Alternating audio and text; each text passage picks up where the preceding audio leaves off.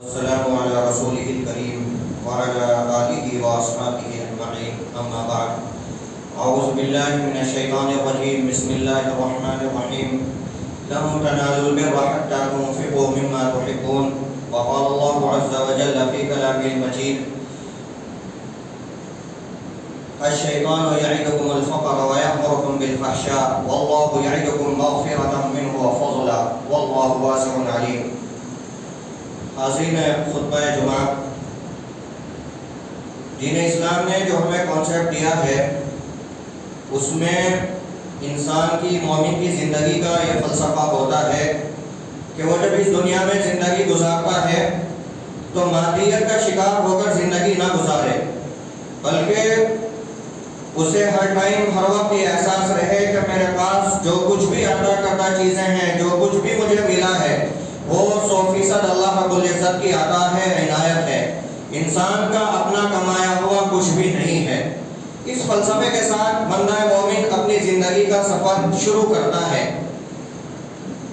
جس وقت میں یہ آیت کریمہ نازل ہوئی ہے لَن تَنَالُوا الْبِرَّ حَتَّىٰ تُنفِقُوا مِمَّا تُحِبُّونَ، کہ تم ہرگز خیر کو نہیں پہنچ سکتے جب تک کہ تم اپنی پسندیدہ چیزوں میں سے کچھ اللہ کے راستے میں خیرات نہ کرو، اللہ کے راستے میں نہ دو، تب تک خیر حاصل نہیں ہو سکتی ہے. یہ فرمان خدا سننے کے بعد میں صحابہ کرام رضوان اللہ علیہم اجمعین اپنی پسندیدہ چیزوں کو اللہ کے لیے وقف کر دیا کرتے تھے، اللہ کے لیے چھوڑ دیا کرتے تھے، لوگوں کی رفاہ کے لیے، فائدے کے لیے، انسانی خدمت کے لیے. نبی کریم صلی اللہ علیہ وسلم نے ارشاد فرمایا تھا الخلق عیال اللہ فاحبهم الی اللہ انفعهم لعیالہ، کہ تمام مخلوق اللہ رب العزت کا کنبہ ہے اور مخلوقات میں سب سے پسندیدہ شخص وہ ہے جو اللہ کی مخلوق کو سب سے زیادہ فائدہ پہنچانے والا ہے. تو جو انسان انسانیت کے لیے کوششیں کرتا ہے، محنتیں کرتا ہے، کسی بھی طرح سے انسانیت کو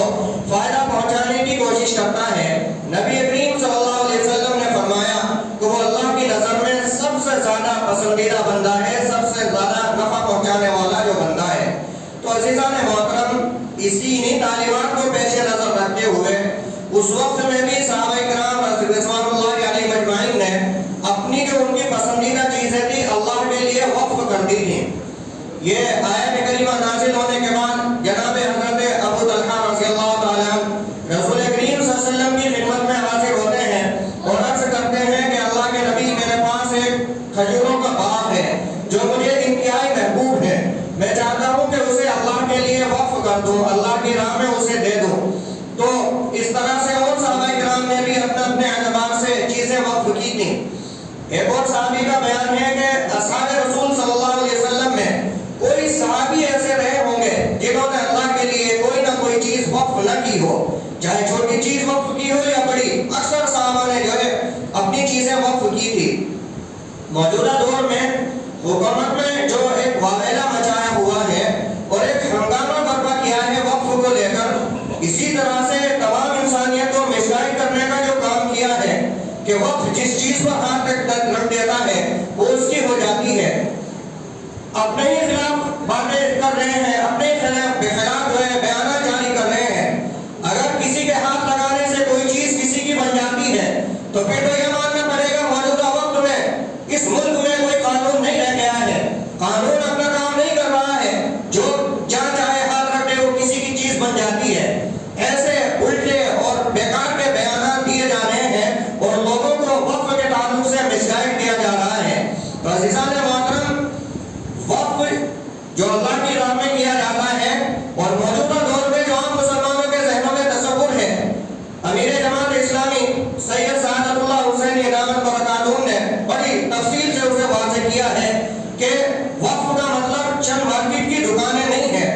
وقف جو ہے، وقف کی زمین پر مساجد بنی ہوتی ہیں، وقف کی زمین پر ہمارے بڑے بڑے اسلامی ادارے بھی ہیں، اسی طرح سے اور رفاہی ادارے ہیں جو وقف کی زمین پر بنے ہوئے ہیں. اب جو یہ قانون لایا جا رہا ہے اس میں ایسی شکلیں داخل کر دی گئی ہیں کہ حکومت جب جس پراپرٹی کو چاہے وقف کی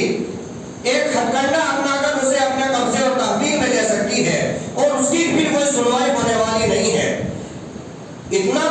ہنگامہ برپا کیا جائے، اس طرح سے مسلمانوں کی پراپرٹی کو جو انسانی خدمت کے لیے وقف ہے ہتھیانے کی کوششیں کی جائیں، اور پھر الٹا مسائل بھی کیا جائے کہ مسلمان خامخواہ چیخ رہے ہیں، دیندار طبقہ خامخواہ جو ہے شور مچا رہا ہے۔ عزیزان محترم، ضرورت اس بات کی ہے کہ وقف کی اہمیت کو سمجھا جائے۔ دین اسلام میں وقف کی اہمیت بہت ہے۔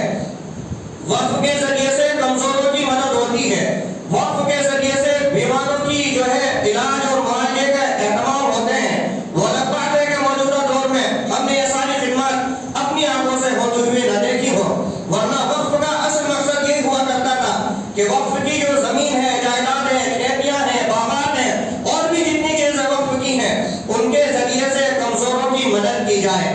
جو بیوائیں ہیں، یتیم اور غریب نادار لوگ ہیں، ان کے وظائف مقرر کیے جائیں، راشن کا اہتمام کیا جائے۔ کسی کے پاس گھر نہیں ہے تو اس کو یا تو کرائے کے مکانات دیے جائیں یا پھر اس کو گھر دینے کے لیے کوششیں کی جائیں۔ یہ تمام کام وقف کے املاک سے جو ہے کیا جاتا ہے، جو 100% انسانیت کی بہترین خدمت ہے۔ اور وقف کا جہاں تصور ہے دین اسلام میں، وقت کی حکومت کو دین اسلام کا شکر گزار ہونا چاہیے کہ اس ملک کی ایک بڑی آبادی کی کفالت وقف کے ذریعے سے کی جا رہی ہے، اور کی جانے کا کانسیپٹ دین اسلام میں موجود ہے۔ لیکن نیتیں جب خراب ہو جائیں اور پھر کسی زمین کو جبراً ہتھیانے